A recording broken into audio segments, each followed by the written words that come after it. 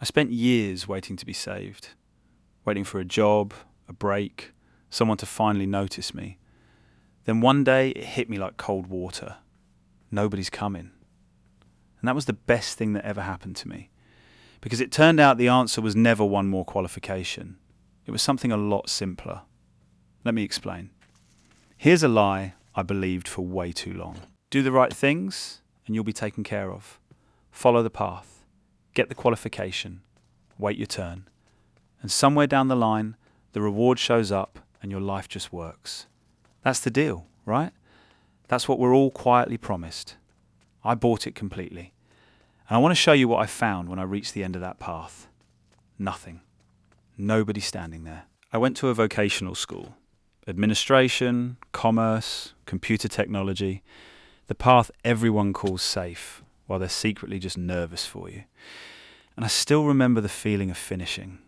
This quiet confidence, like, that's it. Hard part's done. I've got the paper now. Life's basically handled.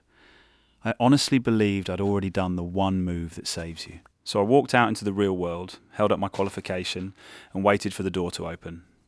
It didn't move. Not an inch. The part nobody warns you about. Turns out the paper isn't a golden ticket. It's not a promise. It says you can do a job, and there's a whole line of people holding the same paper, told the same bedtime story.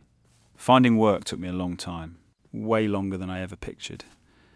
And I need you to feel this, because it's brutal in a quiet way. You did everything right. You followed the map, and the treasure just isn't there. You keep checking. You keep refreshing. Silence. None of it was easy. Not one part. I'd sit there at night sending out application after application, the same details typed in over and over, and then just wait. Refresh the inbox. Nothing. I refreshed that inbox so many times. I started taking the no new messages as a personal insult. Days would go by. Then the ones that did reply just said no, or said nothing at all, which is somehow worse, because you don't even get a reason. You just quietly stop existing to them. And I remember one night in particular, closing the laptop after another round of that, and thinking, so this is it? This is the thing the paper was supposed to protect me from, and it's happening anyway. So I did what most people do. I got angry at the world. I felt lied to, like there was supposed to be a safety net and mine had a hole in it. So I waited harder, waited to be noticed, waited to be picked. And waiting is the worst, because your whole life sits in someone else's hands and all you get to do is hope they choose you. Then something shifted. No dramatic rock bottom scene, just a slow, annoyed, dawning realization. Nobody was coming. No safety net waiting to catch me. No one about to swoop in with the life I thought that paper had promised. The rescue I'd built my whole plan around was never in the mail. Not because the world is cruel. That's just not how it works. For almost anyone. And at first, the floor dropped out. If nobody's coming, I'm on my own here. That's terrifying when you've leaned your entire weight on the idea that someone eventually would. Then it flipped. Because the moment I understood no one was coming, I understood the other half of it too. No one could stop me either. And that, right there, is the whole video. Why it's the best news you'll get. If nobody's coming to save you, then it's on you. And if it's on you, you're not helpless anymore. Look at what waiting really is. You're handing the wheel to a stranger who isn't even in the car. Your future, riding on someone else noticing, someone else choosing, a door you can't reach. That's a horrible place to stand once you actually see it. The second you accept nobody's coming, you grab the wheel back. Yes, the weight is yours now, but so is the wheel. And I'll take responsible and in control over comfortable and helpless every single time. It's not close. That realization didn't shrink me. Once it settled, it set me loose. Because the rescue I'd been scanning the horizon for was something I had to build at home, in myself. Which meant I could start today. No more waiting on a permission slip that was never coming. Where the name comes from. And this is the whole reason the channel is called Keep It Simple. Look at how I'd been living. I'd chained my future to a fragile row of things I couldn't touch. The right employer noticing me, The system behaving like they said, getting plucked out of a crowd of people just like me. So many moving parts, not one of them mine. No wonder it felt impossible. I'd poured the foundation of my life on ground I didn't own. What changed everything was making it simple. Pulling it all back to the one lever I actually control. Me. What I learn. What I build. Whether I'm a little sharper this week than last. That's a foundation you can stand on, because it never needs anyone to choose you. Simple means you stop renting your future out to forces you can't move and put it back in the hand that can. So what did I do with that? Because a realization is worthless if nothing moves after it. I quit waiting to be picked. I started becoming someone worth picking. 2 completely different lives. One is you, sitting, hoping. The other is you, up, working.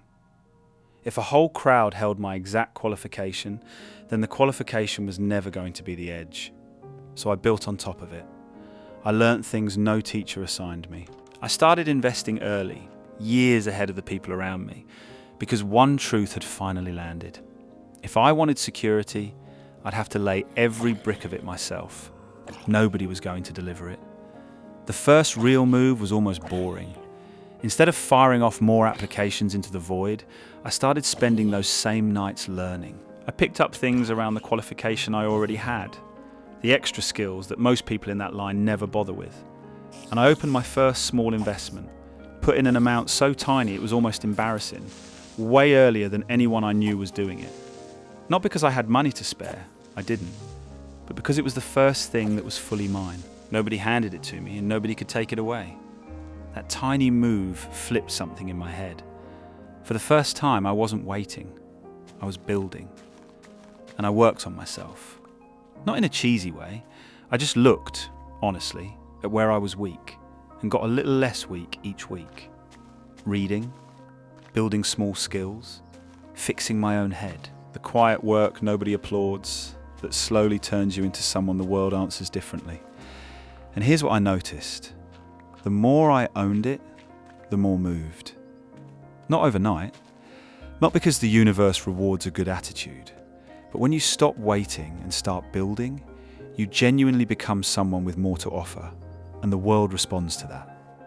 The door never magically opened. I just became someone who could build his own door. Be honest with me for a second, because you might be thinking, so why'd you wait so long then? Fair. Let me tell you why any of us wait. Because it isn't stupidity. It's more human than that. Waiting to be saved is comfortable. As long as you're waiting on someone else, none of it is your fault. Job doesn't come, broken system. Life stalls, you never got your break. Waiting keeps your hands clean. You stay the person life is supposed to happen to, instead of the one who has to make it happen. Ownership is scary for the exact opposite reason. The moment you say, it's on me, you also accept that if it falls apart, that's partly on you too. Heavy weight to lift. Most people would rather stay blameless than free. But blameless protects you from nothing. The years pass anyway. The life still doesn't arrive. You just feel a little less responsible while it doesn't. Terrible trade. You're paying with your one life to protect a feeling. Practical part. Because I don't want this to fade by morning. First, catch yourself waiting. Where are you sitting around hoping something outside you comes through? The job that'll finally see you. The person who'll fix it all. The lucky break. Name it out loud. You can't quit a habit you can't see. Then take one piece back. Just one. Find the smallest move that's actually in your control and make it. You can't control getting hired. You can control building a skill that makes you impossible to ignore. You can't control the market. You can control learning how it works and putting your first small amount in. You can't control being chosen. You can control becoming worth choosing. Always drag it back to the piece that's yours and go do that piece. Then repeat it, boringly, forever. Ownership isn't one grand decision. It's a habit. Always asking, what's the part of this that's mine? And going to do it, instead of staring at the parts that aren't. So here's where I'll leave you. I spent years waiting to be saved. Waiting for the paper to pay off, for a net to catch me, for someone to open the door. Nobody came. Hardest thing I ever had to swallow. then the most freeing. Because the day you truly get that nobody is coming is the day you meet the person who was always going to do the saving. You. The whole time. It was always going to be you. That's not sad. It's the opposite. It means you can stop scanning the horizon. You don't need permission. You don't need to be chosen. Grab the wheel. Open your own door. Start building the life you were waiting for someone to hand you. Today. Right where you're standing. Nobody's coming. And that, I promise you, is the cold water that wakes you up. So go. It's yours to build. It always was. Keep it simple. I'll catch you in the next one.